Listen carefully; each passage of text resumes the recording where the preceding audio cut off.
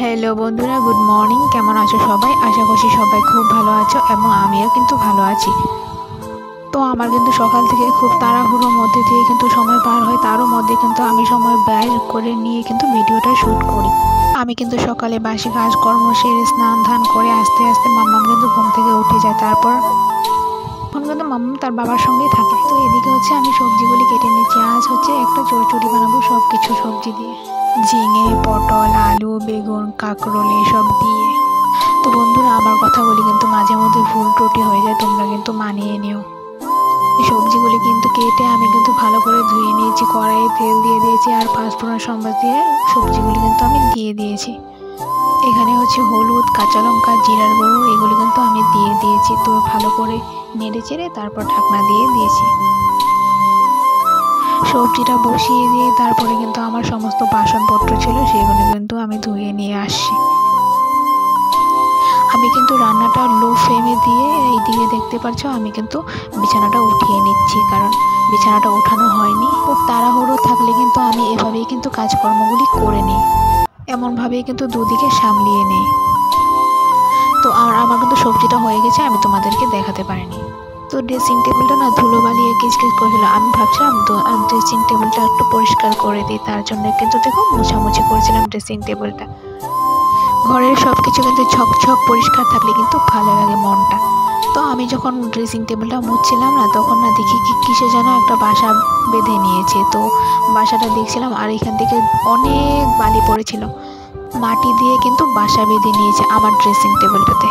যখন এটা পরিষ্কার করেছিলাম তখন কিন্তু আমি দেখি যে বাসাটা আছে। আমি কিন্তু বাসাটা ভাঙিনি, কারণ অন্যের বাসা ভাঙাটা তো ঠিক না, তার জন্য কিন্তু ভাঙলাম না। তো দেখতে পাচ্ছ এই যে বাসাটা, তোমরা কি জানো এটা কিসের বাসা? একটু বলো তো কমেন্টে, আমি কিন্তু জানি না।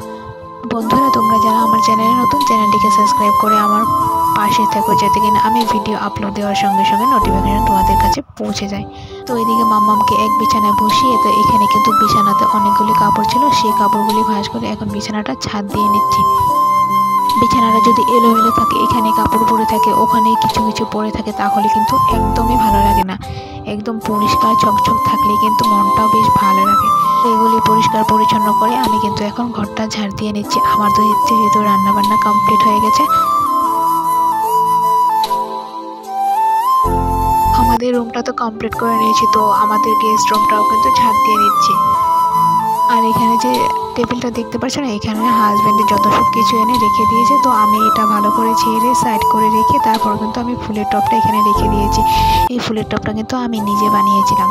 তো আমার মামামের কিন্তু আমি একটা ড্রেস সিলিয়ে নিচ্ছি সুই সুতো দিয়ে, কারণ আমার মামাম যে গরমের দিনে একদম হালকা পাতলা ড্রেস পরতে পছন্দ করে, সেই ড্রেসটাও কিন্তু হালকা পাতলাই আছে, তার জন্য কিন্তু আমি সিলিয়ে নিচ্ছি।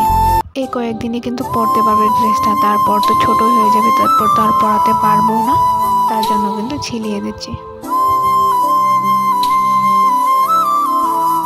এদিকে আবার মামামের বাবা দেখো ভাত বেড়ে নিচ্ছে, সে খেয়ে নিচ্ছে ভাত। তো আমিও খাবো, মামাম যেহেতু ঘুমিয়ে আছে। ভুল ভাজি আর হচ্ছে সব কিছু দিয়ে একটা চড়চড়ি করেছে, এই যে দেখতে পাচ্ছ। আমার কিন্তু ভাতটা নিয়ে নিয়েছি।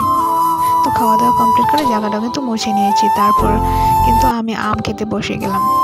তো আমি কিন্তু আমটা ভালো করে ধুয়ে নিয়েছি, ধুয়ে কেটে আমি আর আমার মাম্মাম আছে আম খাবো। তো আমি কিন্তু ভাত খাওয়ার পর অল্প টাইম রেস্ট করে তারপর দেখি মাম্মামও ঘুম থেকে উঠে গিয়েছে। তো মাম্মামকে স্নান ধান করিয়ে তো বসে গেলাম আম খেতে। তো আমি আর আমার মাম্মাম কিন্তু আম খাচ্ছি এখানে। তো বন্ধুরা, ভিডিওটা এখানেই শেষ করছি। ভালো লাগলে অবশ্যই লাইক করে দিও। তো আজকের মতন এখানে চলে আসছি নেক্সট ভিডিওতে। টাটা, সবাই ভালো থেকো।